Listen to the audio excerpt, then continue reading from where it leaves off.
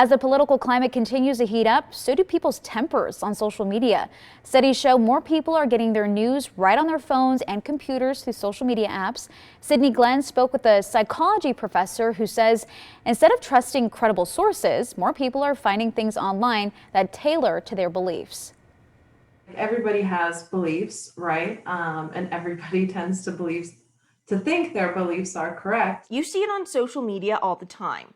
People demanding everyone believe what they believe, or they will unfriend or unfollow you, which Dr. Shannon McGillivray says is not a good idea. Because we hide people or unfollow people who are posting things that are counter to what we think, we often surround ourselves with and friend or follow those with similar beliefs. Dr. McGillivray warns this type of behavior creates very one-sided beliefs. It's really easy to not hear sometimes what you don't want to hear. She says this type of inaccurate or one-sided consumption of information can have negative impacts on people's mental health. And if you're just constantly sort of reading and consuming, like, this is bad, this is, like everything's becoming terrible, of course that makes you feel worse. Now, it's not all doom and gloom. Dr. McGillivray says you can fight back against misinformation, but studies suggest you should not do it online publicly. Instead, she suggests reaching out to someone privately.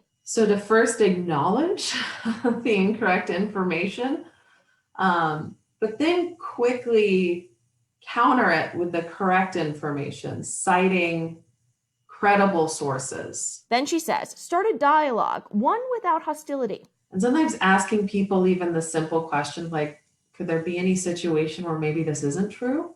It's not foolproof, but Dr. McGillivray says studies say this type of cautious approach does sometimes work. That was Sydney Glenn reporting. Now, the big thing Dr. McGillivray says not to do is comment on someone's social media post and get into a fight online. She says it's a lot easier to be mean behind a screen.